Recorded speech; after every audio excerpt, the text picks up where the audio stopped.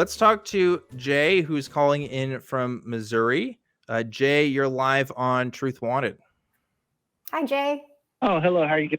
Thank you so much for having me. I appreciate it. I just think it's very sad. You guys are very inaccurate on your Bible. How you say that the women are just, like basically second-class citizens. And you haven't read a victorious woman who was a businesswoman, and she took very good care of her household. When the Bible says that the man should lay down his life as Christ laid down his life for the woman. So it's saying that the man should sacrifice his life and give everything for his wife and family. So I understand. You guys aren't well read in the Bible, so you know what I mean. Well, I think you should just slow down. That's very interesting claim, Jay. Exactly what it says. Very interesting claim. I would say, I could, if you want to play the verse game, we can always point to verses like in 1 Timothy where it says that a woman does not have authority to teach, or we can talk about, really any writings of Paul when he talks about women. But, Jay, besides that, Jay, besides that, here's the thing. Ultimately, it doesn't matter what the Bible says about women. Now, that may come as a surprise to you, but what matters is the interpretation.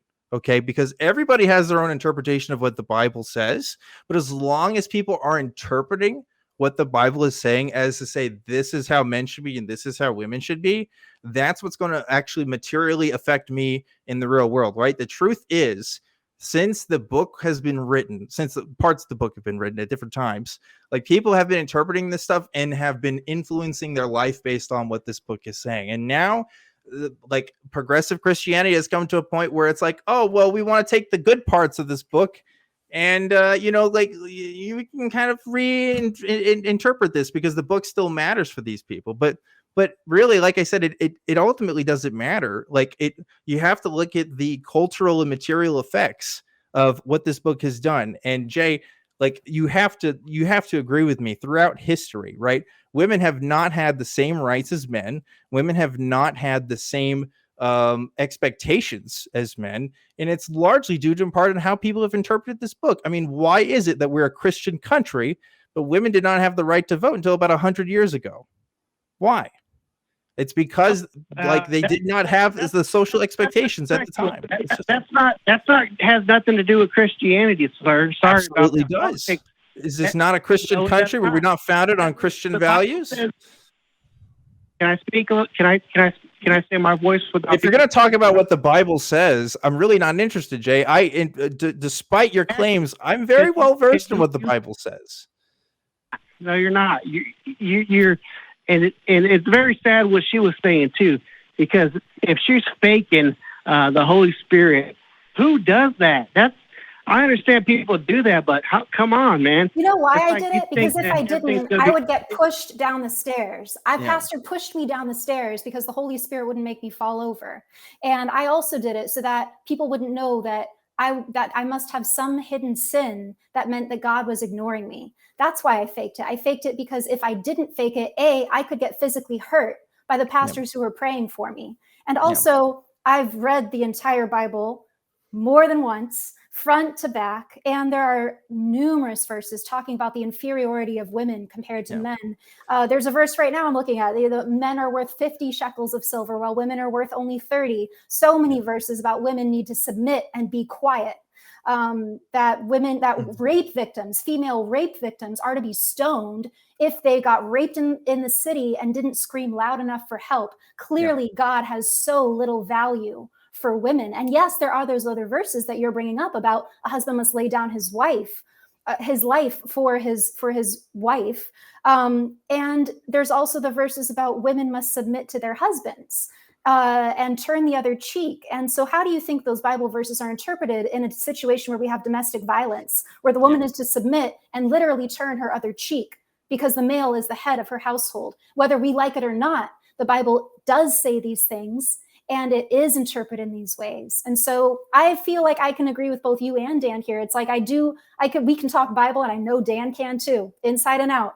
But I also agree with Dan's point that we equally need to look at the way the Bible is interpreted and practiced. Yep. No. Well, is it my turn to speak now without getting interrupted? Is it? You might get interrupted, but it is your turn to speak. Yeah, I know you're going to interrupt me, but it's very sad that when she says turn to the other cheek, nowhere in the Bible was it talking about a woman getting beat up or anything like that.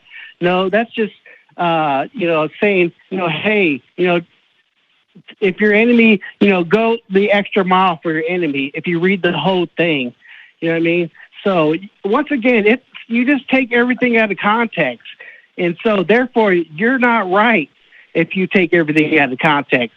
So just try to go back and read it again and leave everything in context, because it's like, it's very sad. And then there's people that are listening to you and they believe exactly what you say. It's horrible. It's sad. But let me ask you one question. Can I ask you a question? Well, no, I want to respond to what you said first, because I don't think you actually listened to a single thing that I said or Alice said, because you pointed out one particular verse which you've interpreted a different way, and you've taken that and extrapolated upon that and said that everything that we've ever read in the Bible is taken out of context. And I want to disagree with that wholeheartedly. We can talk about what's the right context, what's the right way to interpret this all day. I don't care. What I care is the material effects on people today. And Alice and I have both expressed, along with millions of people in this country, along with the clients that Jessica, the sex therapist that is called in earlier, have probably expressed as well, that everyone has had experiences with the culture and the expectations that Christianity has had when it comes to gender roles. And whether or not that's accurate to the Bible, I don't care. It's harmed people. And I want to rectify that harm. What is the Christian church doing about that?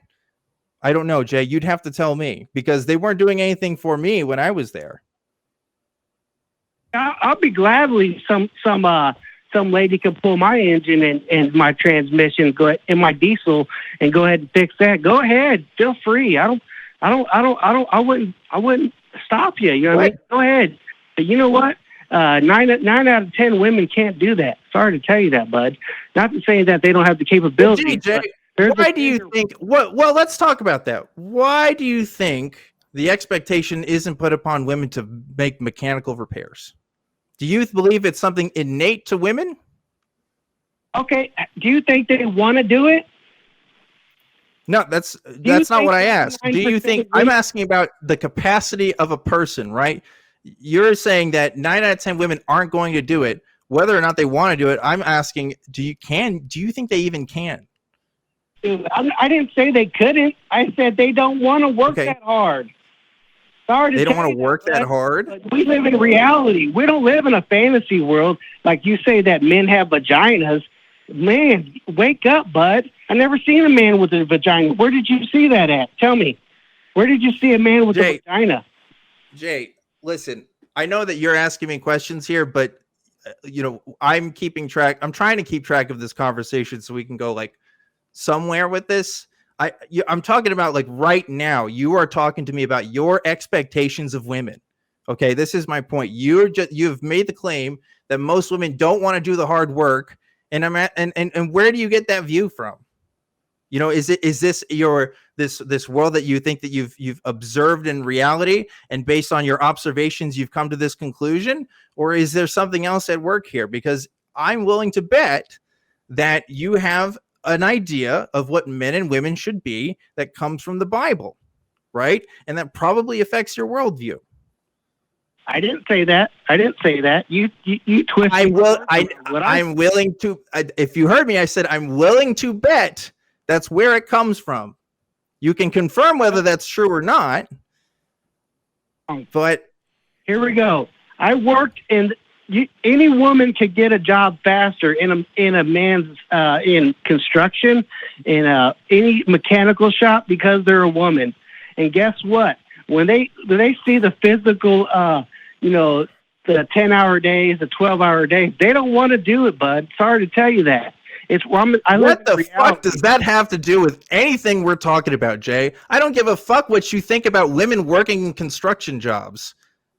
What are you saying? You're saying like women don't want to work hard? Like what? That they don't want to do them. That's a fun. Jay, that's stupid. Jay, Jay, I don't care. Like, I don't know what your point is here, but you're kind of pissing me off because, like, instead of us having a conversation about where these normative ideas and values come from, you're just making even more generalizations about women. like, do you not see the problem here? You're not even talking about people. You're just talking about stereotypes. I mean, you're not even talking about actual people you've interacted with. You're just saying, oh, all women are acting like this. I mean, why? Where does this come from? I don't want to do it. Sorry, bud. Majority, you can do it, ladies. I encourage women to go out there and do it. Go ahead. Go and I'll do welding, and it's 116 degrees outside when I'm working in the sun, and I'm welding, and I have leathers on. Come on, ladies, come and help me, please. I'm begging you. Great, Jay. We need help. I'm glad you think that you're the big strong man and only you can do the job, and no other women can do what you do. But I mean, that's frankly not true. Here's my hypothesis, Jay.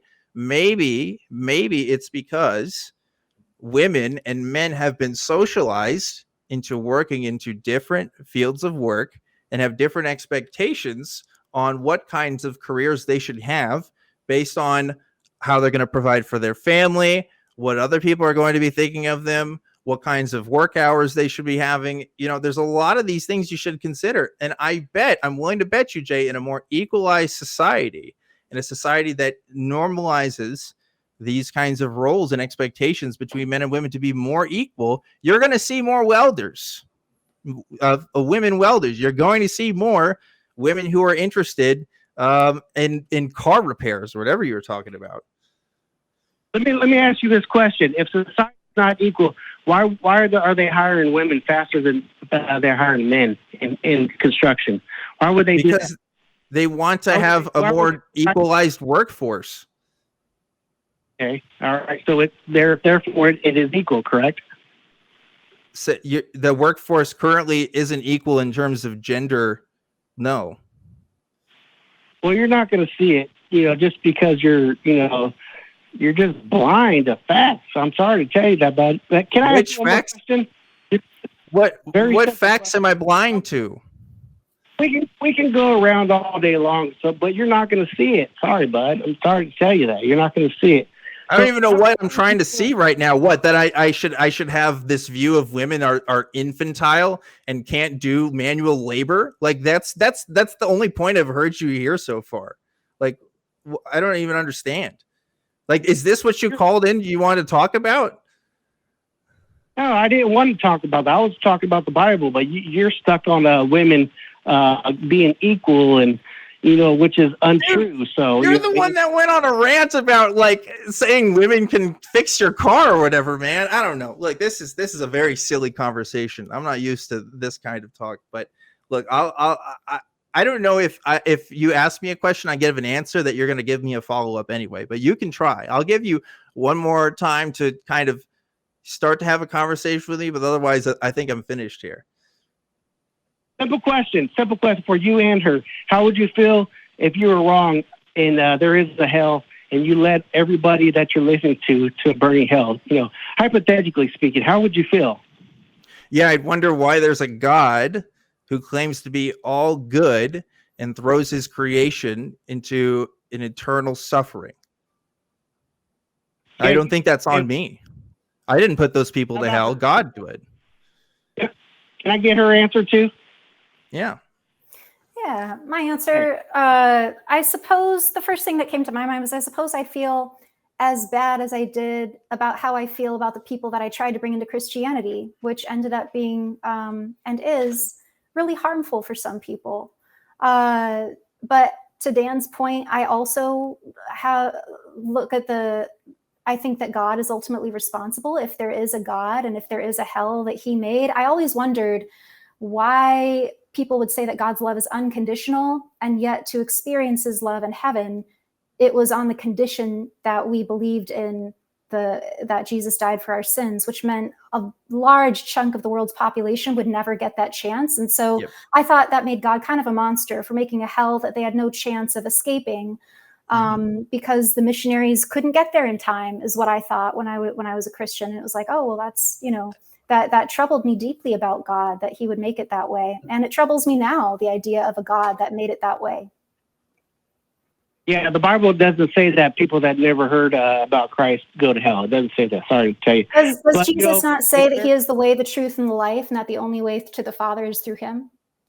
Sure, yeah, but if you never, God is, he's not a monster like you said. He does take things into consideration. He's not just gonna, they never heard about me. Sorry, you're going to hell. No, ma'am. Sorry, it doesn't say that in the Bible.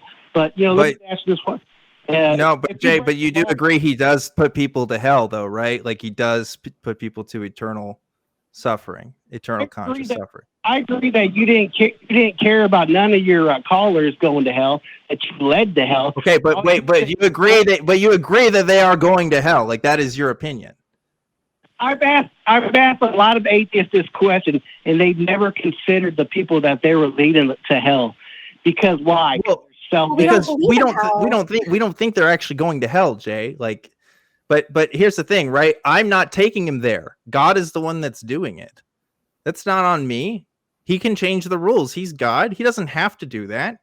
What rule about God says that he has to put people to eternal conscious suffering?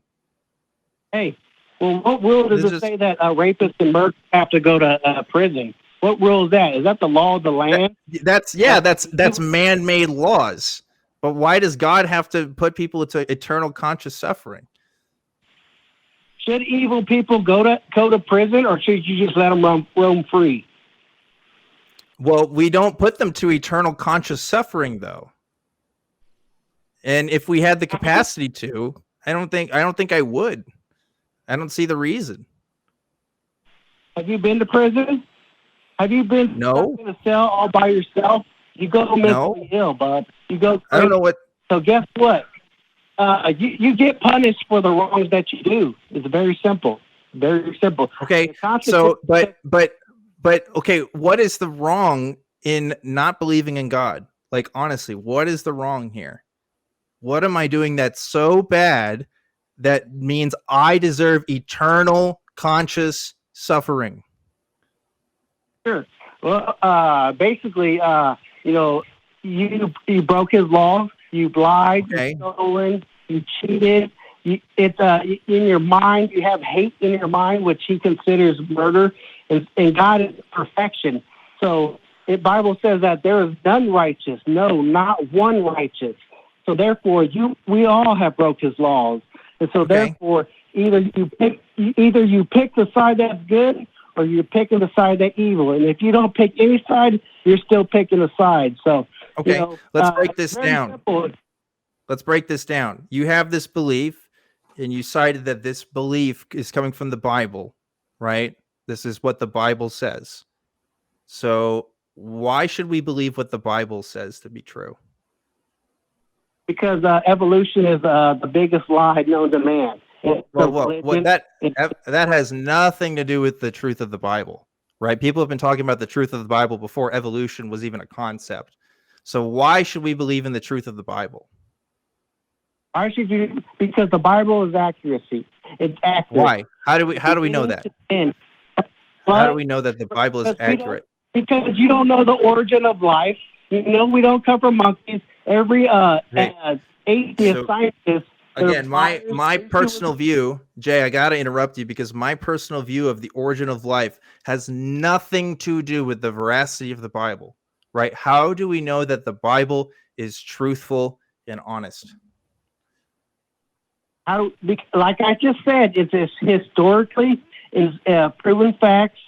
Jesus was a real man, historically. So this Okay, so you believe that the Bible is accurate because it describes real historical events. Is that correct? Yes, sir. Okay, so if someone were to show you, so just to clarify, if someone were to show you evidence that the events in the Bible were not depicted accurately to others' understandings of history, in other words, if historians had other evidence that suggested that the events in the Bible did not actually take place, would that change your mind at all about the truthhood of the Bible? Just asking if it were true. Not saying it exists, Not saying it exists, just wondering if it did exist, would it change your mind at all?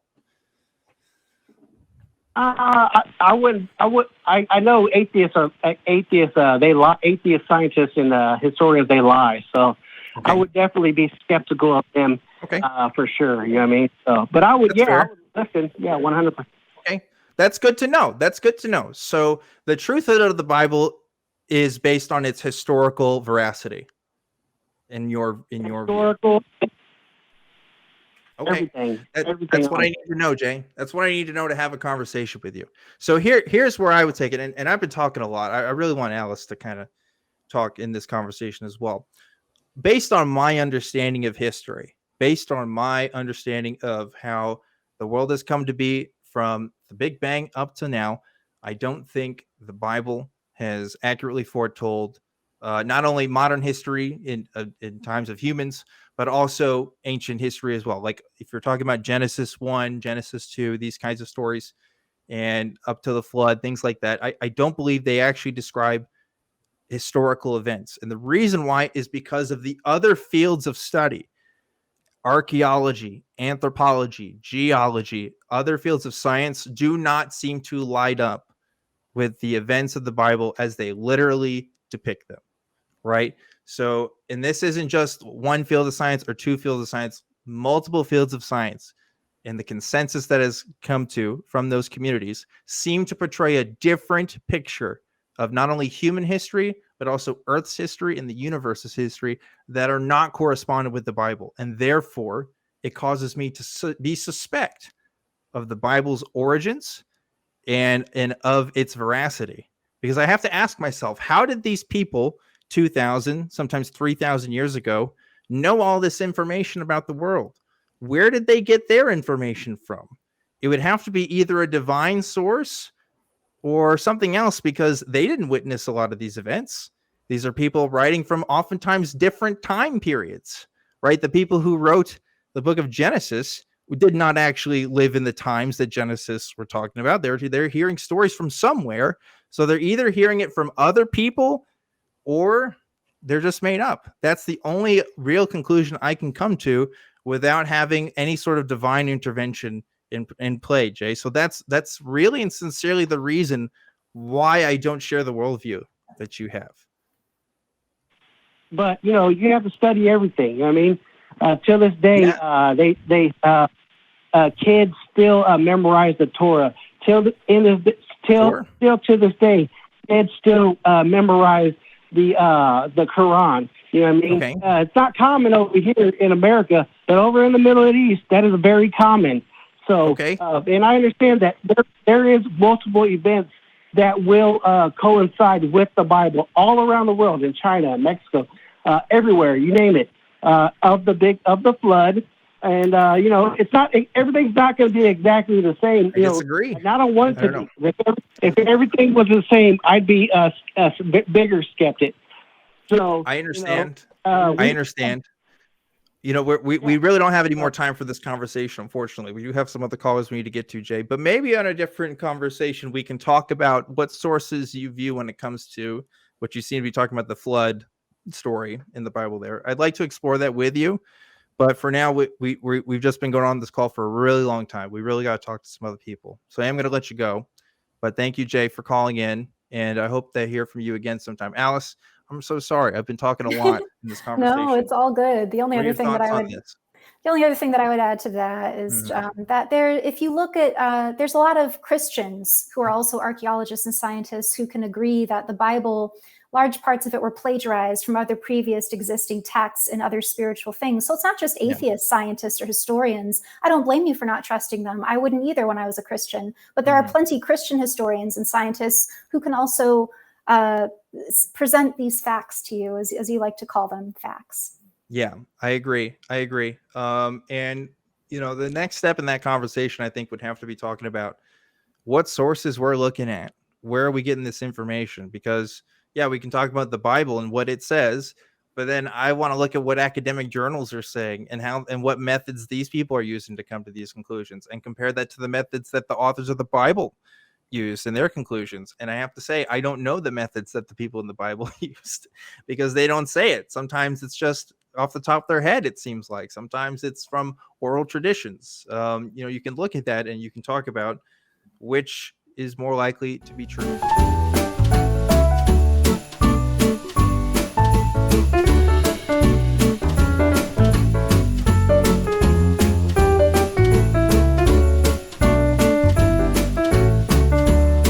Okay, so this is what I think is a contentious caller. This is David from California, and David, I'll read what the call screener wrote, David, and you can tell me if this is accurate. It says that you enjoy the show, but you think it's almost cruel to discuss these topics with lay people who aren't fully educated in the topic and cannot adequately defend their points. Is that a fair summary, David? Yeah, I would say I'm contentious, and actually I would say your conversation is more interesting than the conversation I was planning on having. Oh, okay. Well, so do you have an issue with us like talking to people who call in who just don't know things, or like what? Just like, let me give you a background. Of course. First, after listening to you, I'm an atheist. I'm Jewish. Amen. Happy I was raised Jewish. When I listen to you, I'm thrilled I was raised Jewish because I don't have the baggage that other people, other religions, sure, put on their people. Sure. Of course, I asked my rabbi, I says, like, if you have a problem with being atheist, he tells me, try being an agnostic, then you get to keep all your holidays, which is cool. Yeah. But it's really funny. Well, no, I said, when I still enjoy the show. Good. But my point was, you're not going to get William Lane Craig or Jordan Peterson to call up. And the people that do call up, they're not going to adequately defend, it's a hard position to defend in the first place. No one's really, in my opinion, no one's come up with a resonating argument that resonates with me in the past 2,000 years. And I'm assuming when you talk about an argument, you mean like an argument for God, right? That's what you're talking about? Right. Okay, yeah. So, I have a couple thoughts about this. One, in this show in particular, right, for Truth Wanted, we don't just talk about God claims, right? We talk about a lot of different claims that even rely outside of the religious spectrum sometimes, if we're just talking about the supernatural or even just like the medicinal, right? We in that all-encompassing space, I fully believe that everybody has a right to voice themselves, and even if they don't do it well, what happens is when these conversations go out on YouTube and go out on, Spotify and all these places, other people can listen to that and really start to think, there's a lot of things that are happening here. For the caller, this may be the first time that they've actually talked to somebody about this, right? Like I can't tell you how many times I've had people call in and say, oh, well, I don't get to talk about this with other people, so I'm glad I get to talk about this with you. So that's a good thing. I think I'm helping that person kind of think about their thoughts, even if they don't immediately come to the conclusion that I do, which I don't assume that they ever will. I think it is opening their minds a little bit to the other side of the conversation here. There's a lot of people who haven't watched this show, maybe watched other shows, but actually came to the conclusion of atheism, right, through watching other people talk about it, sometimes with better arguments than others, right? I've heard some great arguments from our callers, to be honest with you. I've heard some stuff that has had to make me think, not necessarily about the God stuff, but like other kinds of things that have made me really think about stuff. So I don't know. I don't want to be too elitist in my thinking and say, well, I can only talk to the big guys. I can only talk to like William Lane Craig and stuff. And that makes it kind of official. Because like, first of all, most people don't know who like most William Christian Lane Craig, apologists are, right? Most people who are Christians, at least, they are listening to their pastors, they're listening to their community when they talk about these issues. And maybe, they don't have that kind of broader experience on the spectrum of ideas that we talk about. Because churches are not safe spaces to talk about ideas most of the time, right? Like they pretend that they do, but they definitely aren't. It's somewhat like, this is going to be a strange analogy, but like, when you're a kid and you come home and your parents, you can always talk to us. We're a safe group to talk to. Well, if you're trying to ask about this, that, or the other, you can ask about things that you're not going to want them to know you're asking about. And the same thing with the church. Actually, on Talk Heathen, when I was hosting it with Eric, we had this caller that called in one week and went from hey, I'm not sure about this perspective, and then we talked to him and he said he was going to read stuff and ask around and call back next week, and he called back next week and said, hey, no, I'm free. Basically, he deconverted, and part of it was he went and spoke to his pastor, and his pastor told his parents, and he ended up getting put out, but he was happy about it. So it's sort of interesting people need a place to go. Yeah. And if the market were oversaturated with, incredibly well produced in terms of technical ability and sound, thank you, Vern, and everyone volunteering behind that booth, right. And other people were doing it better than me, I wouldn't want to crowd out the space. But what I saw as a value when I first found an ACA show was people actually having a back and forth conversation about this that I hadn't heard before at all. Mm-hmm. And that's what really got me thinking, because in my life I'd thought, oh, well, that doesn't really make sense. Or like I'd put the story of like Noah's Ark on a shelf in my mind and not tried to associate it with anything because it didn't mean anything. And until you had people talking about it, and sure, a lot of those people are not going to be William Lane Craig, but it's not like we're hanging up on William Lane Craig and passing out flyers to the guy on the corner who's pretty sure that he is Jesus. So I'm wondering, is it just that we're talking to people that don't have like a developed philosophical argument, or do you mean we're like picking the lowest caliber? No, well, actually, I'm in agreement with what you're saying. Okay. We need a safe place to discuss our doubts. I'm active in 12-step programs, and I deal with people all the time who have problems with the higher power. Yeah. And I try to bring them to a place where, your higher power doesn't have to be supernatural. It just has to be something that's available and makes sense to you. Yeah. And I leave off, if they want it, if God works for them, fine, as long as they're not flying planes into buildings. I'm good with that. Sure. Mm-hmm. Wait, have we flipped your mind on this then? Are you in agreement with us now? No, but what I'm saying is, I'm saying, and now, like I said, of course there's valid conversations, and you make, a place to talk about do we have free will? Yeah. If you believe in God, what is God's will? Those are great conversations, but when you have people calling up that are just trying to challenge you, and trying to say, that if you're an atheist, like I was just watching a YouTube video where this guy was saying that if you're an atheist, the worst thing is humanity. Yeah. There's nothing you're not going to have an intelligent conversation there. Well, okay. Well, that's another thing, David. In my opinion, you're going to rip them to pieces. Sure. And here's the thing, David. It seems like you're being a bit of a bully when you let that kind of. I can't speak. I disagree. I'd say we're standing up to a bully, because that person is going to inflict that opinion in that way on anyone. And if I have to be the kid that stands up and takes that on the jaw so that everyone else in the playground can see, actually, it's not that bad when this bully comes from you, I'm willing to do that. Yeah. And when we speak out against, first of all, every host has different approaches, right? About how they approach a caller like that, which Jamie and I both have had experience with that, right? Where Neither of us is Matt. It's the guy that calls in and is like, "Oh, I'm just gonna try to rip this guy to shreds," and they're not interested in having their minds changed. But standing up to that and being bold in the face of a challenge like that can be empowering for people as well, right? That's another function. Like for myself, when I first was watching ACA shows and I saw people were not only defending their position, but standing against people who were calling them nasty things and saying, no, this is right. What I'm defending is right. And what you're defending is not only wrong, but sometimes even dangerous and bigoted and all kinds of the other things that go with that, right? So there is a value there. If it's not for the caller, it's for the viewers sometimes, right? I try to take a very caller-centered approach. I treat every caller with the same respect. At least I try to. I'm not perfect. But that being said, there is still value to that for the people who watch this, even more so than maybe the caller sometimes, right, David? I mean, what do you think? Well, I was asking, and maybe I forget. See, I come from a place where when I grew up with people like that getting in my face. Yeah. I'm going to go to hell because I don't accept somebody. Yeah. And I grew up thinking it was laughable. I never felt threatened by it.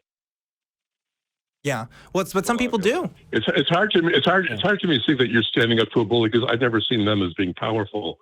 I just, live your life. You'd be surprised. Stay out of the laboratory, please. David, when I first became an atheist, I was in college.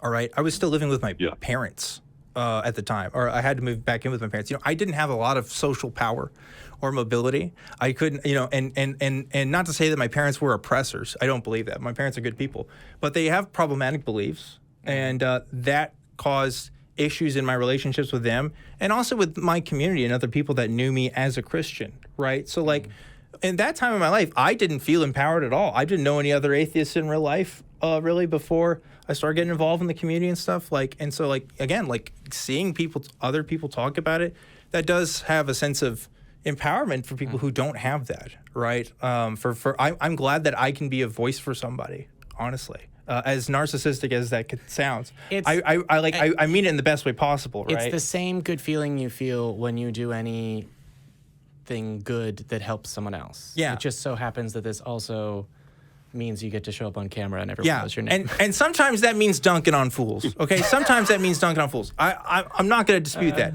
but we can do it in a way that makes sense for people, right? We can do it in a way that can be productive, and we can do it in a way that causes people to think about things that they otherwise may not think about. Ultimately, that is my point. I would add on to that. I agree with everything you'd say. I'd add the one clarifying factor for me is that if a fool needs to be dunked on, it's because they came up into your paint to dunk on you. They came into my court. You come into my house. You came onto my court on the day of my daughter's wedding. That I gotta give you. Yeah. But yeah. Anyway, David, have we convinced you of why we do what we do here? Or have you?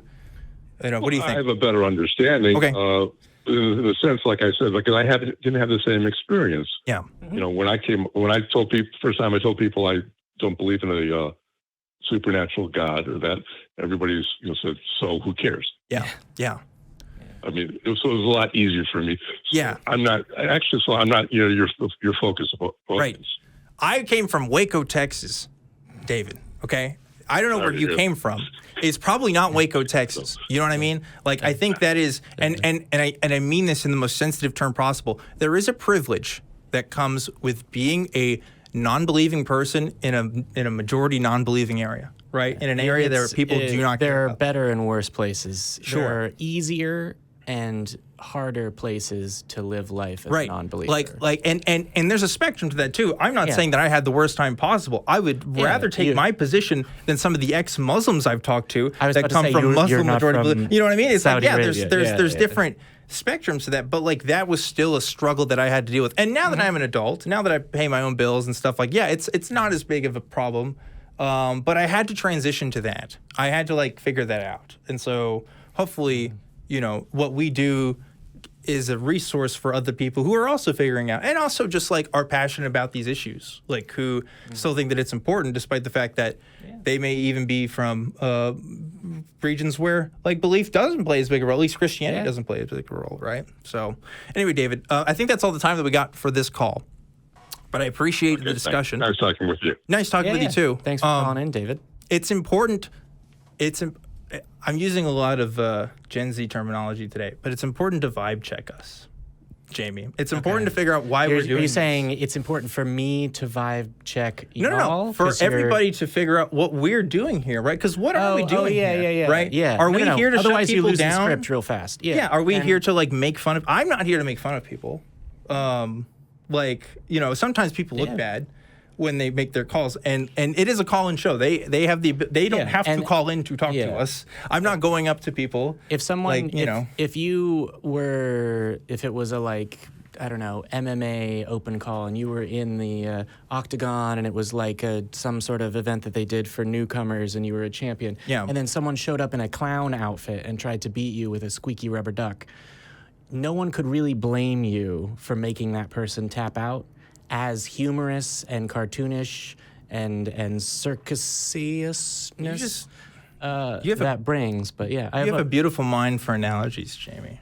I don't know where your brain. I don't know what you do to come up with these. But yes, you can buy me dinner. Anyway, I appreciate when people want to know, hey, why are we doing this? Is this a good? I'm convinced that this is a good. But if there's better ways for us to do what we do, I'd love to hear about that too. Yeah. But I'd like things that are good to be better and things that are bad to not be bad. Yeah. To be good, which is better than bad. Furthermore, okay. It's helpful to continue answering the question because there's always going to be a new caller that's going to wonder, are they just doing this because there's some punks on the internet? Yeah. And punks on the internet exist. That's fair. It's just not us. I agree. I would agree with that. Yeah, and I wanted to get that before we move to the next caller.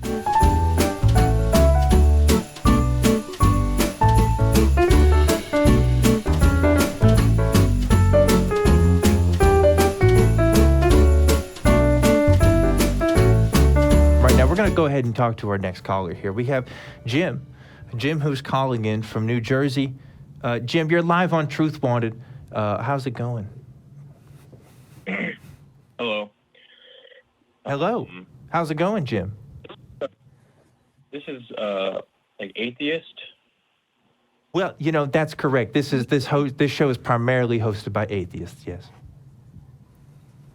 I've just I'm a Christian, and I've heard like many times like I'm not 100% sure, but like faith is like anti-reasoning, or like I've just heard that, and or like just being like a Christian and just having faith is just like it's like anti-intellectual, but I'm just like wanted to make that like known that it's not anti-intellectual.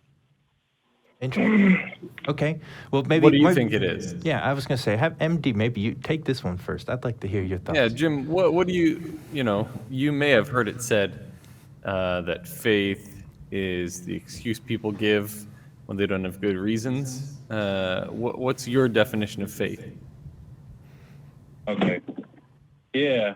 So like the Christian faith is like you don't even have faith that God exists. It's just like it's part of like the Christian Bible. Like it's not, you don't even need faith. It's you already have the knowledge. But like, how do you get that knowledge? Oh, I believe that I've had it since ever. What does that mean? Can you explain that a little bit? Do you have any other knowledge that you've had since ever? What other knowledge do you get the same way? Like the definition of God through the Bible lines up with my experience from birth. What experience? Like what specifically? Give me an example. Well, like I think that most people have a similar sort of experience of life, right? You like go to sleep, you wake up in the morning, you eat something, you like go do your daily tasks. Most people have a relatively similar life when you think about the broad spectrum of like experiences that are possible. We all live on the same planet, and most of us live. I see you live in New Jersey, so you live in the same country as many of the people on this show. And so, like, what specifically have you experienced that confirms your or affirms your belief in God? Because obviously we haven't had that same experience. So my belief in like my faith, oh man, like the experience that I've had, like a powerful experience. All right. So basically it's like, I believe in the Father, the Son, and the Holy Spirit. And the Father is what I've known from the beginning.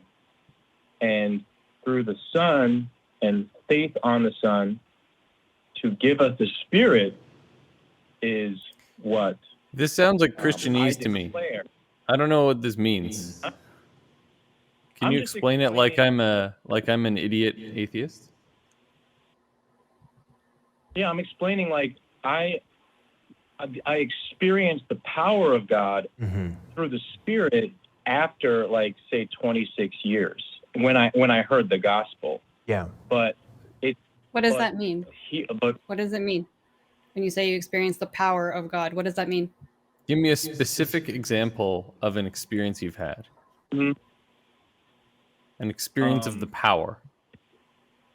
I believe that I received the Spirit of the God that I knew from my birth of the flesh. And it was through... I understand you believe that, but why do you believe that? What do you mean by spirit? Eternal life. Okay. You've experienced eternal life? Yes. Maybe I can take this in a different direction if you other hosts don't mind. I know you guys are very experienced at this, but I'd like to give it a shot here now. If Jim, if I came up to you, because I know some folks who are really into the Reiki. You ever heard of the Reiki? You know what Reiki is? Oh, yes. Right. Sorry. Okay. So Reiki, there's a lot of people who are into that, and they say, you know what? When that Reiki healer came up to me, I could just feel his spirit in me, right? Like I could just feel that happening. And there's lots of people that talk about that. You see it on YouTube, you see it in news stories, things like that. Now, but if I came up to you and said, this is why I believe in Reiki, because I feel this, would that be convincing to you? No, because I know that it was from a man. I'm not 100% sure of what Reiki is. That's fair. And that's fair. But I'm trying to give you some perspective, right? So I hear you calling us and you're telling us that you had this feeling that was one time, and that's why you believe it. Can you see why that might be hard for us to find that convincing?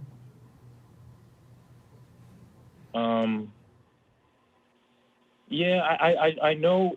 I mean, I believe that you need to feel something. You know, I'm not afraid of it.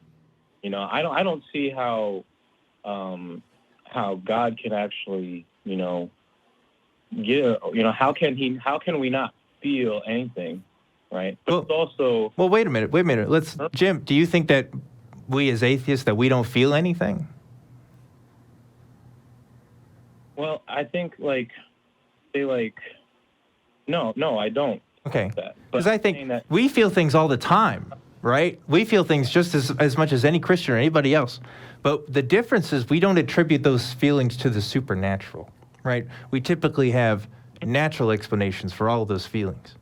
So if I was to ask you, which feeling that you had was supernatural versus one that was a natural one, how would you tell the difference? So, the experience that I had was the experience that is only through what this gospel. So there's a promise that you would have an experience according to the gospel, and the promise is through whoever puts their faith on the Son of God, through the gospel. I'm sure I'm pretty sure most atheists, grew up in church. So sure. But I believed in the Son because I believe in my sins, and I believe that I had no way to pay for my sins, but through God giving us holiness and His. So I'm sorry, just because this show is very different and we have a very particular time allotted to us for calls. So I want to try to cut things to the chase just a little bit. Just going back to my question, right? I was asking, how do you tell the difference between a feeling that was natural versus a feeling that was supernatural? In other words, let's say one of us had a natural feeling and one of us had a supernatural feeling. How would we be able to tell? I personally, this is what I say, is I know that what I receive can live forever in heaven. And it's not based on myself, but it's His faithfulness which can endure forever. Okay. What criteria did you use to come to that conclusion? Just what I know and believe. It's just 100% what I can't control, but no. So again, I want to go back to this example here of the Reiki, right? Somebody who's really into Reiki. This is what they know and this is what they believe. And this is what they've been told by other Reiki healers, that, look, this is the feeling that you're going to get when we do this ritual, because they do a lot of those kinds of rituals in Reiki. And that's how, let's say this hypothetical person says that they know that this is real because someone gave them that perspective. Do you see how that might be a little bit of a problem? Do you see how maybe an environment can affect how somebody might interpret their experiences?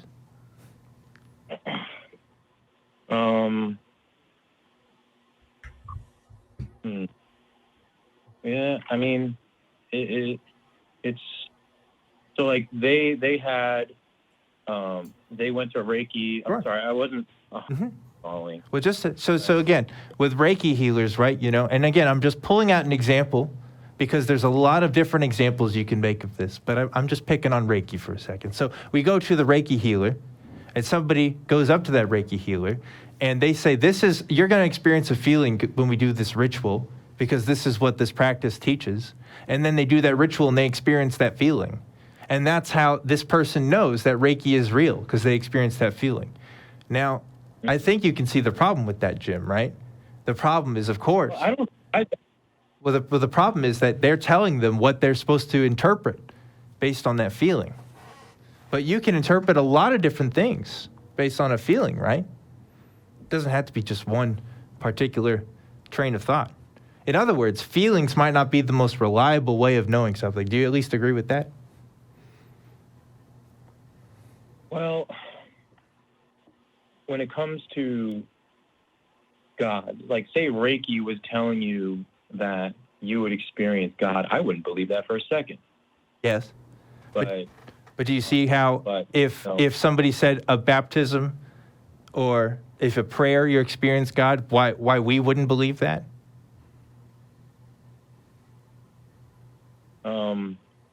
No, I don't see why you wouldn't believe that. Here's the reason why I believe it. Because I needed to believe it. So I chose to believe it because I truthfully believe that I'm going to hell. Well. So, and if what I received through that promise, it's just what I believe, and it's what many people believe. So that I don't see. I don't know. But then again, I have a thought here, Jim. If we go what Rob Boss is talking about, he's been kind of delving into the process of how you came to have this belief that you currently have, and he's been asking a lot of questions about your criteria and how you have adjudicated these things. Whether he's asking these questions to see if we can get some clarity on how you have reasoned your way and what is your reasoning for your belief. You called in to say that as a Christian, you have heard people say that faith is against reason. And I think what we've heard from you today is that it's a feeling, and that you just explained just now that you needed it because you had a fear of hell, which is another feeling. Can you understand a little bit more why some people, and I'm not saying it's the right thing to go around saying that to somebody, because I think that it's not helpful to call somebody unintelligent, but can you understand when we've had these conversations with people and we don't get these solid, consistent reasoning, why someone might say that faith is anti-reason or against reason? Because I think we've heard a lot of MD called it Christianese. So mumbo jumbo. I heard a lot of theology. I heard some sincerity coming from you, but we haven't really heard solid reasons or consistent reasoning coming. So it's if you want us to believe that you're reasonable and that faith is reasonable, then you have to give us a reason. Yeah. Otherwise, some people might say that you don't have good reasoning, and then you can interpret that however uncharitably you would like. So for me, it's reasonable for me to have seen first of all, understand, I've always believed that God was holy, but seeing his laws. So hang on. Can I just want to stop you for 1 second, Jim. So you've always believed that God is holy. You've already jumped past the first question, which is, does God exist, right? So you have basically, it sounds like, you've been brought up in a way that means that you've never truly questioned your belief in God. Would you say that's true? Have you ever truly questioned whether or not God exists? Well, I wasn't raised up that way. It wasn't commanded that I believed in God, but that's not what I said, right? I'm not saying that someone commanded you. I'm asking if you personally ever really questioned your belief. I think so. And how did you resolve that questioning? I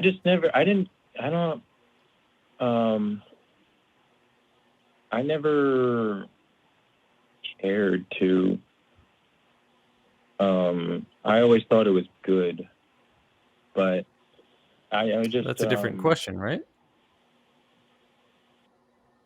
questioning whether God. I don't know how I would. I never found it to be a profitable route, but have I questioned? I think I have questioned. I think I have. I mean, how much can you question? How did you? I mean, that's a pretty much. Well, how did you solve that? So, like for me, when I was raised as a Catholic, and it was not really like forced upon me, but I was just sort of grew up in the milieu of religion, right?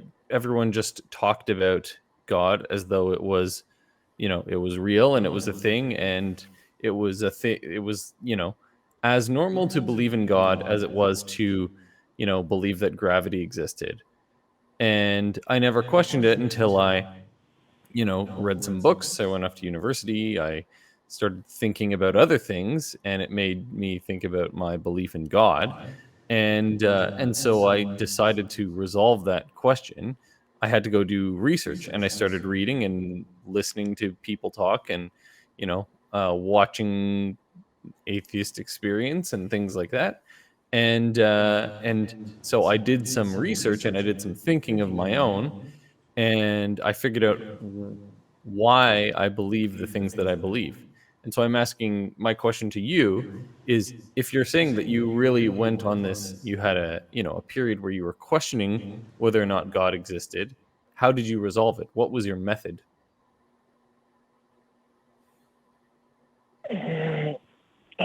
I don't remember a long period of time where I really started questioning it.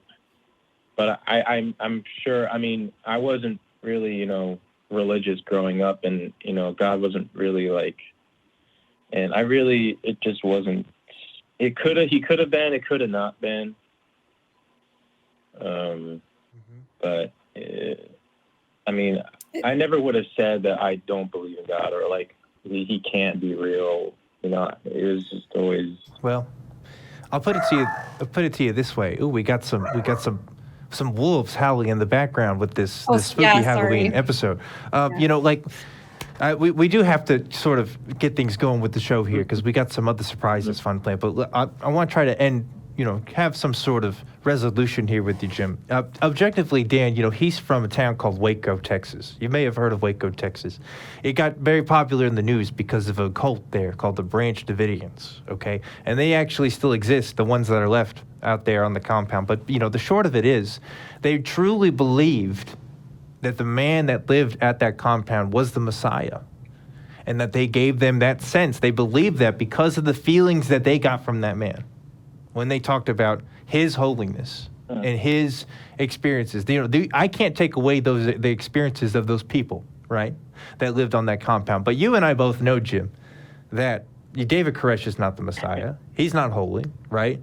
But how do we know that? Yeah. How do we know that? We know that because, I mean, that's what you really have to ask yourself, honestly. That's what you have to figure out. How do you know that this guy isn't the Messiah, but Jesus Christ is?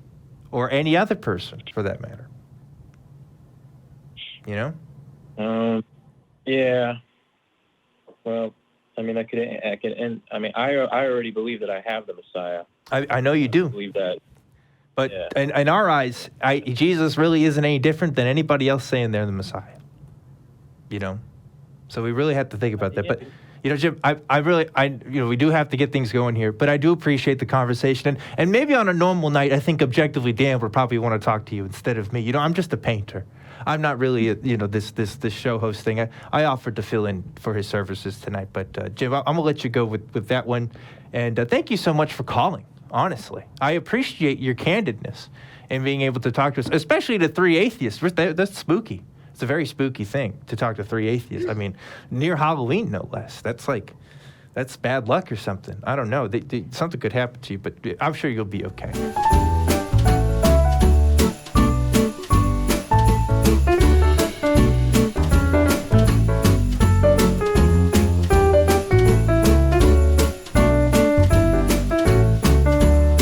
This last call of the night. This will be the last one. Let's talk to John. John is from Canada. Hello, John. How are you today? Oh, I'm fine. Okay. I just want to say that. First of all, John, sorry, I have already muted you. If as long as I'm sure who I'm talking to here, John, I'm just going to give you like a few minutes here because our show is pretty well at the end here. So if you could be really quick and just tell us what you want to talk about today, we will give you a few minutes to chat. Go ahead. Because I heard the other guy, and I have to say that I agree with him that abortion should be banned. Okay. It's mass murder. It's murder on a massive scale. Okay. Why do you think it's wrong? Because you're killing humans. No matter how you. You were listening to the last call. You sat and listened to the whole thing. No, but I do know that he was against it. You know. Okay, so the question, I'll ask you the same question I asked him, which is, why does it matter whether they're human or not? Because humans can think, they can feel. An animal can't. Some humans can think and feel. Some humans can think and feel. Not all humans can think and feel. What do you mean? What are you talking about? So if there's a person who's brain dead, they're a human, but they can't think or feel. And your point? So that's an example of a human who cannot think nor feel. His point and in is the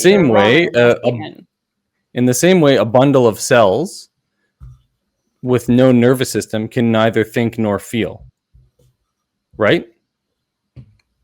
But it will be someday when you let the pregnancy happen. But that's not the point, right? You said that it's wrong because you're killing someone who can think or feel. So is it that they can think or feel, or is that they might in the future think or feel? They will think or feel. They will. Maybe. Okay, that's different. Maybe. There is like 50% or something of pregnancies, John, some high percentage of pregnancies will undergo spontaneous abortion. Right? Non-medical abortion, just natural, so those pregnancies would never think nor feel. So you don't interfere with that. Let that happen by itself. But you're missing the point. So is it wrong? Okay, so John, would it be wrong if I could predict with 100% accuracy which pregnancies would spontaneously abort and abort those pregnancies ahead of time? Would you be okay with that? No. Sorry? Sorry, John. I did have you on mute for a second, and the button. I didn't hear your response. Can you say it again? No, we do not. Okay, why? I believe it's up to a higher power to decide. Why? Prove the higher power. Show us the higher power. Because it's God. He decides. Okay, so then you have to prove God exists before we'll be on board with your argument. Let me ask you this question. If you're so sure one last question, and then we're gonna get. Go ahead. Girl, if she was in front of you, would you kick a pregnant girl right in front of you? Kick her right in the stomach. Would you do that? No. Why not? It's the same thing. Why not? No, it's not. Not the same thing. Yes, it is. No, it's not. You're still killing the baby, so I don't. Yes, it is. What? John, I'll tell you the difference. Yes. The difference is that, number one, I'm harming the mother by kicking her. And number two, I'm harming the mother, potentially, if she wants that pregnancy, by ending that pregnancy, potentially. My concern is not for the fetus. My concern is for the mother. It is straight. When they want to get pregnant, all she has to do is keep her legs closed. It's a choice. And you're dropped. Sorry, John. I don't have the patience today for that. And that was the end of our show. Sorry, MD. See, I'm going to end that right there. No. John. This is a really good example. Two examples of Mhm. two polar opposite abortion calls. You could Yes. choose the John way, Yeah. or you could choose the right way to do these calls. We can be civil, or we can get our teeth out. I just hung up on that on him, right? And Yeah. the last person, I could have talked to that person for another half an hour. It was great. Exactly. Yes. If you're reasonable and respectful, we'll let you talk for 30 minutes. Yeah.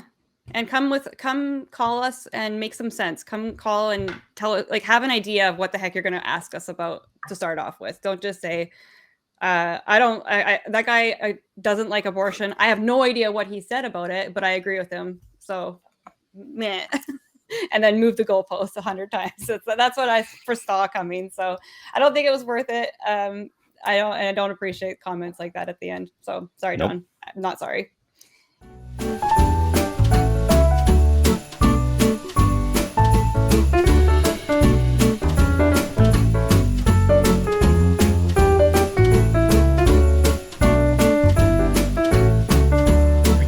We gotta move, man. We got Rebel calling in from Virginia. Rebel, you are on Truth Wanted. What's going on?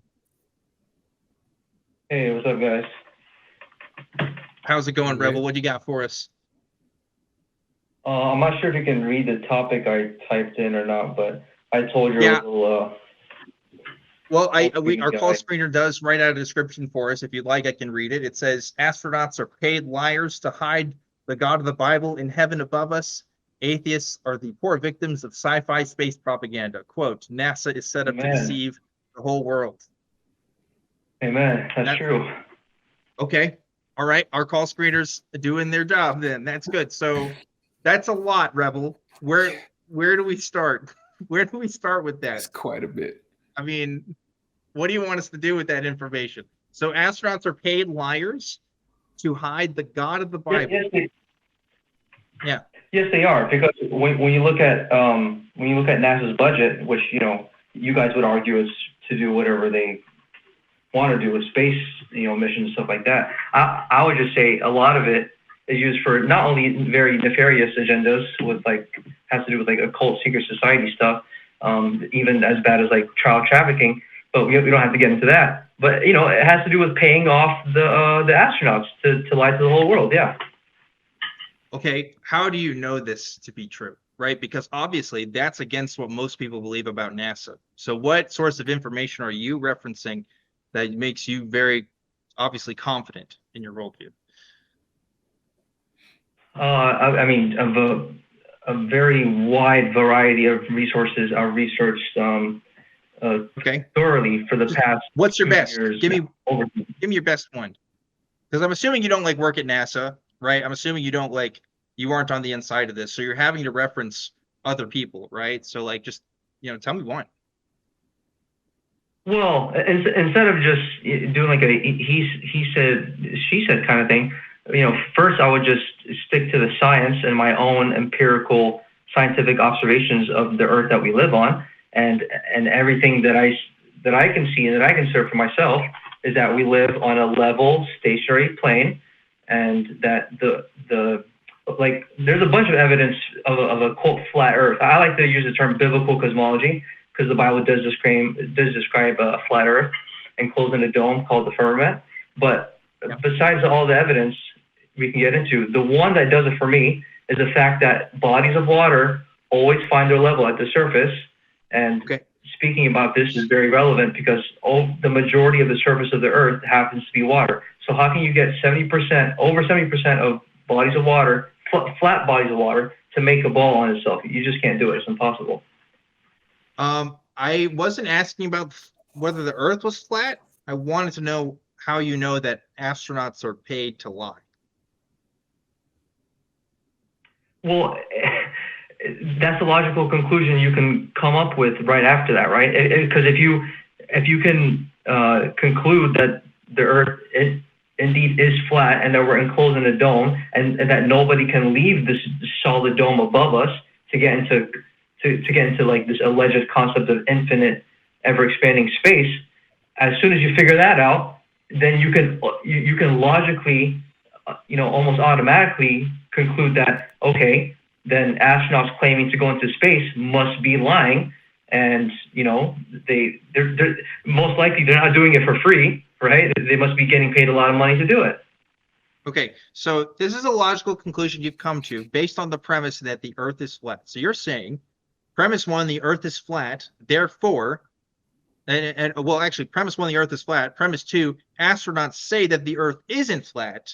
So premise three is astronauts are paid to lie. Yeah. Like is that the argument that I'm hearing here? I'm correct me if I'm wrong. Yeah. Okay. No, you've got the right idea, but I want to say the bigger picture, actually, besides the shape of the Earth being flat, is the fact that this concept of a ever expanding, never ending, infinite vacuum of outer space doesn't exist at all. It's nothing but sci-fi. It's just Hollywood. It's Star Wars and Star Trek. The only thing that has been to space is your own imagination. So any astronaut, I don't care what they say about the Earth, any astronaut that has claimed to have left the atmosphere of the Earth and gone into outer space, like the ISS or the moon or wherever, they're all charlatans. They're bold-faced liars. Okay, so they're deceivers. Actually, they're actually free. Actually, one thing. Sorry, Dan. Well, let me tell you this, because we do have, this show focuses on what people believe and why, but the broad variety of the claims you make it beyond what I could talk to you in like 10 minutes. So I'm choosing to focus on one specific topic, if that makes sense. And this isn't to disregard your other beliefs or say that aren't even worth talking about. I think they are, incredibly so. But we have to stick to one topic at a time, because otherwise we don't get anything done, right? So I want to go back. Let's go back to this astronaut thing, right? So you believe that astronauts are bold-faced liars, and that they are getting paid to lie. And you're saying that you believe this because the Earth is flat, so therefore they have to be lying. Okay, that's one way to think about this. But like, how do you know that they are lying? And how do you know that they're being paid to lie? Because to me, that connection isn't necessarily there. Maybe the astronauts are also being fooled about their own space trips. Maybe there's, there could be other possibilities here too, right? So there's so many tracks that can go there. So like, what made you come to this specific conclusion? I mean, look, obviously I haven't like gone into their bank account and seen paychecks coming from NASA, right? Like, but I would just think it's very simply reasonable that, they wouldn't be doing their job to deceive the world for free. I think part of the reason why they're okay with lying to the whole world to their face is because they're getting paid a pretty penny for it. And when you look at NASA's budget of $23 billion with a B dollars a year, a lot of it comes from our taxes, which amounts to be $60 million every single day, then, I could easily see why they are getting paid for it. And one more thing, Dan. Okay, Rebel, hold on. So did you catch Dan's question though? Because I think what he was saying makes a lot of sense. Like, how do you know that they're lying? Because it could be just as likely that they're actually being fooled like the rest of us, right? Yeah, or another myriad of possibilities. What do you mean? Like, the only way they could be, the only possibility in my head right now that I can think of how they could possibly be fooled, like as if like us, the general public, and them as the astronauts are in some sort of like wicked double-blind experiment where neither of us know what's going on. It's like if they're getting like drugged or hypnotized before they're coming on these press conferences talking about what they're doing. That's the only way. Or otherwise, there's another possibility. Here's another one. They could be telling the truth. That's possible. I mean, here's the thing, Rebel, right? Rebel, here's the thing. It's not just astronauts that know about space, right? NASA is made up of a lot of people, and a lot of people with very technical knowledge on how space works so that they can get there. And guess what? It's not just people at NASA. NASA outsources a lot of their work. The work that's done at NASA isn't just all paid for by employees of the U.S. government. It's contractors. They have to hire roboticists sometimes. They have to get people who can help them get specific materials that'll survive space. There's a lot of people, even just outside of NASA, that are There's making private companies that have no connections to government at all. Yeah, like it wouldn't have to just be NASA. It would have to be SpaceX. It would have to be the companies that get materials to these people. I mean, like there's all kinds of organizations that are involved here. So I find this premise, right, that it has to be astronauts flying. It's beyond that, isn't it? Wouldn't it have to be that every single person that's ever worked in the space industry has to be deceived or lying on some level? Deceived, yes. Lying, no. Because this conspiracy, which I believe Satan is at the very top of it, symbolized by that eye, that eye at the top of that pyramid on the back of your dollar bill, the eye of Providence or Lucifer, as they say. It's very compartmentalized of a conspiracy. It's very clever. That's actually what the triangle represents. Satan is the one at the top that knows it all, and then as you go down the different compartments, everyone's on a need-to-know basis, or just like the military works. So yes, I agree. There are engineers, there's astrophysicists, there's college professors, there's electricians. Yeah, they all do these tasks that are given by NASA and SpaceX and all these other industries as like contract workers, and they're innocent. I'm not saying they're in on it. They're just simply doing their job, thinking what they're doing is benefiting space travel, but in reality, they're just getting a paycheck. But they're innocent, unlike astronauts. Interesting. Okay. And this is because the Earth is flat, like allegedly because the Earth is flat.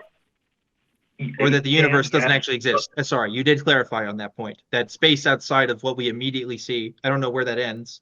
Actually, can I ask you about that? What is that? You said space doesn't exist? Like at all? That's correct, sir. That's correct. Okay. So that's kind of interesting. Can I talk to you about that then? What does that mean when I look up at night at the stars and stuff? What am I actually looking at? Yeah, so that's all real. Like some people will strawman me and say, "Oh yeah, the Vatican must be, projecting lights onto the sky." No, that's just a foolish strawman. So what you're seeing up there is real, but what is not are these big balls of gas, trillions of light years away, and the sun being 93 million miles away and whatever. That's not what it is. Actually, it's just simply luminaries shining from heaven, where God is sitting in His throne. And they're made of oxygen and xenon, or not xenon, but other chemical elements that we've been able to determine that compose stars, or is that also not true? Yeah, is that just part of the lie? I don't know. I don't believe anyone can have the knowledge of what the heavenly luminaries are made out of. My best educated guess is that the sun and moon are some sort of electromagnetic powers, and that's how they're shining. And then the stars specifically shine by a phenomenon known as sonoluminescence, which means it's the type of light that's made when you put out sound frequencies in water. Because I believe above the dome is actually just a huge heavenly ocean. Did you know? Are you familiar with the science of spectroscopy? Yes. Okay. So with spectroscopy, right, we can look at the sun, and actually based on the way that it shines, believe it or not, we can actually determine its chemical elements. Did you know this? That's how we know exactly what the sun is made of, and not only exactly what it's made of, how much of each part of its chemical elements are made of. And based on this science that, again, not just NASA people are doing, but private universities and public ones that have access to radioscopic telescopes and stuff, right, that can view stars, are doing this to other stars, and not just stars, but other bodies of elements in space. And anything that's how we're able to light. Yeah, and it reflects light. That's how we're able to determine the chemical composition of stuff out there, in space. Do you know that that's happening? Have you heard of this?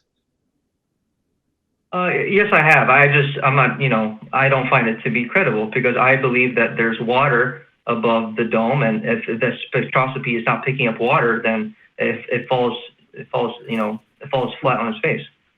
So I'm curious what what is the source of this information if you don't find the experiments that we can observe with our own eyes? If that's not credible, what source does this information come from that makes it so credible to you? Yeah, I mean, I've been on a plane and I've never been through water, so I don't know where that line starts. Nobody can. Dan, I said above the dome. Nobody can get above the dome. Remember? He did say above the dome, Dan. I guess I thought I was above the dome, or at least near the top, but I guess I haven't been. So, or anybody that's ever the apex flown in a rocket. The apex of the dome, I believe, to be about 386,000 feet up. Of course, it would, start to go down as the further you go towards the edge of the flat Earth, which would be a gigantic 360 ice wall. They tell us is the South Pole, Antarctica, but actually it's a gigantic 360 ice wall that's being used as a container to keep in all the ocean water. Because of course, the outside surface of a globe is not a container for water to be kept in. You can cry out gravity all you want, but gravity doesn't make sense either. What is gravity? Can I ask him a question? Yeah, sorry, I'm asking a lot of questions. Go ahead, Charles. No, you're good. I think it's a question that's on the mind of everybody watching right now. Why?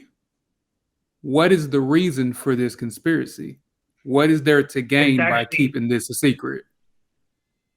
Dan read it in my topic. If he still has it available to him, it's in the very first sentence. I said, you think that they can keep the secret that God exists, but God being all powerful and wanting a relationship with us should circumvent that, right? Right. I've always believed in God since a little child. Like I can't remember when I never did not believe in him, right? So, and I was taught just like everyone, just like you guys and everyone here in the chat, that the Earth is a globe and the heliocentric model. I had astronomy class all throughout school and even went to the planetarium, stuff like that. That never took away from my belief in God. But what I mean by NASA hiding God is the proximity of his position relative to us. Like he's much closer than we think. He's literally in heaven above us in his throne. Like when they give this idea of this infinite vacuum of outer space, even for people who believe in God, like devout Christians or Muslims or whatever, they completely take away the concept of God being close to us in heaven. Okay. Like these theists have no idea where heaven is, and it's a damn shame.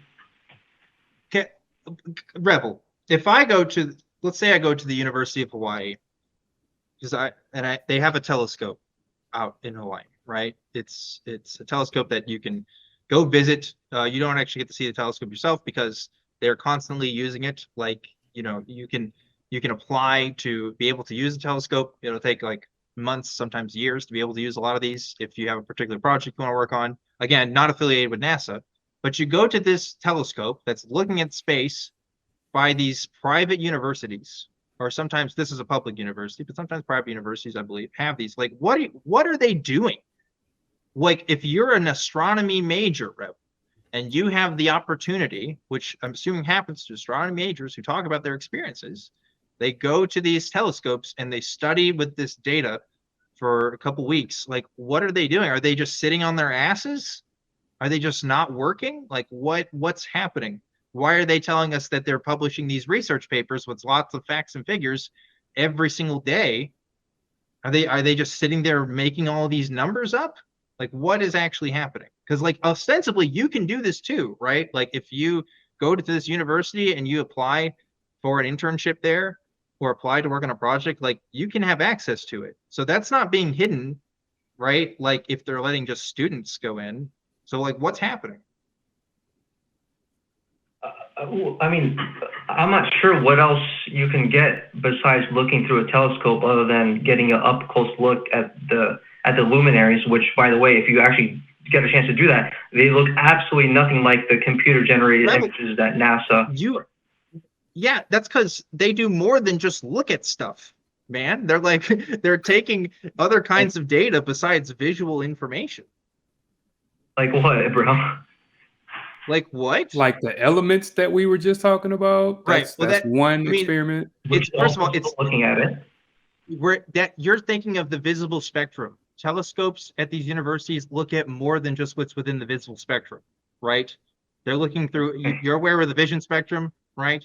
It's how we get like X-rays and stuff like that. They're looking at all of those and able to determine data. They're not just like putting a big glass and then doing that, right? Right, but unless, but the thing is, like, unless they can personally verify themselves that what they're looking at is like they're presupposing is a vacuum of space, then they're kind of just basing it off their data off of presupposition that space is real.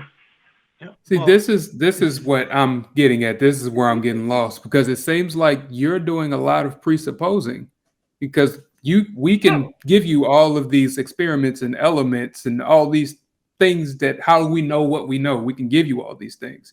Yeah. How do you know that the firmament is there? How do you know there's an ocean on the other side of it? How do you know that God in this firmament above ocean? I don't even know what we're hinting at anymore. Where are you getting this information, and why are you so sure of it? Well, there's more than one firmament. I believe there to be 7, and part of the reason why God is called the Most High is because that's a directional term of His position being the Most High above it all, on this on top of the 7th dome or 7th firmament, right? But I've seen multiple amateur scientists or even professional ones, like from a college, send a rocket up straight up into the air, and it reaches like crazy Mach 3.5 speeds or whatever, and it just stops on a dime when it should have gone to outer space. And you guys can look up SpaceX rocket launches where they sort of go at a parabolic angle, and they'll start to make this crazy phenomenon in the sky, which to me and many others, there's no other explanation for it other than the rocket and the stages of it like ricocheting off the firmament of the Earth. And I feel like you would have evidence of damage if that was the case.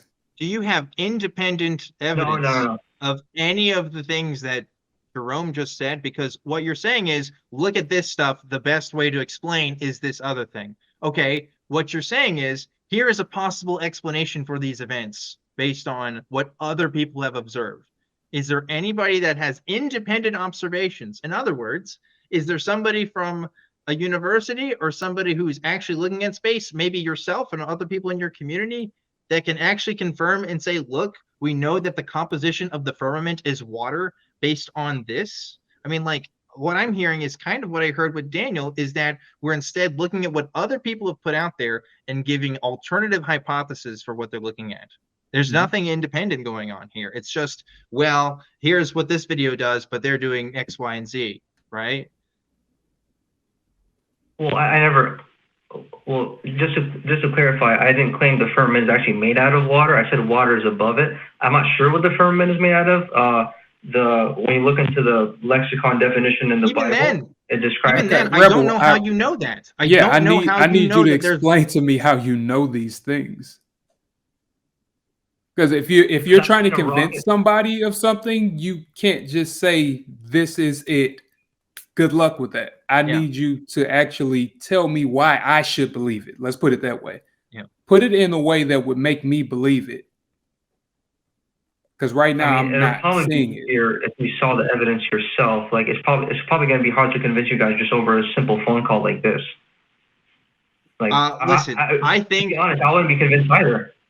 Rebel, I think I could convince you that space exists in a single phone call. I think that's possible for me to do. Yeah. Honestly, I really do. So I think if I can do that, I think you should be able to prove to me that the firmament exists over a phone call. I think you can do that. Like, I honestly do. And I get it. There is limitations with this format of talking with people. But look, if you're going to go out there, you got to bring your A game, my man. Like, we can't just talk about, oh, well, I think this video does this and these people do this. Like, look, again, I don't know.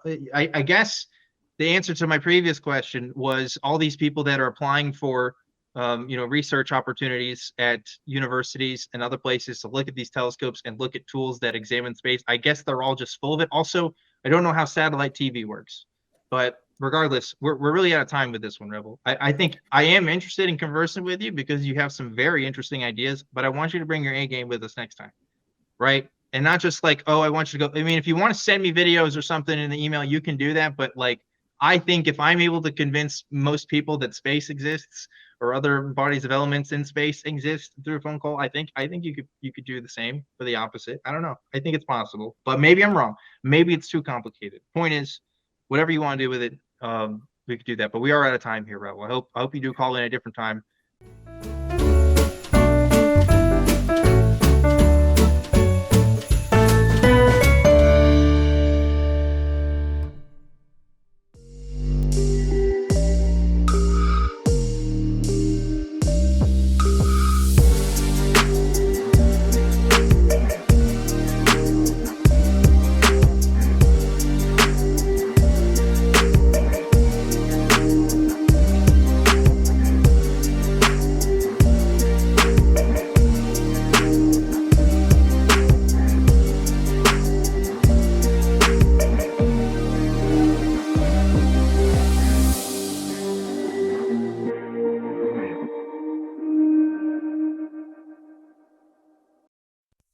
Watch The Non-Prophets and join the hosts in the live chat, Sundays at 3 p.m. Central, between The Atheist Experience and Talk Hidden. Visit tiny.cc/ytnp.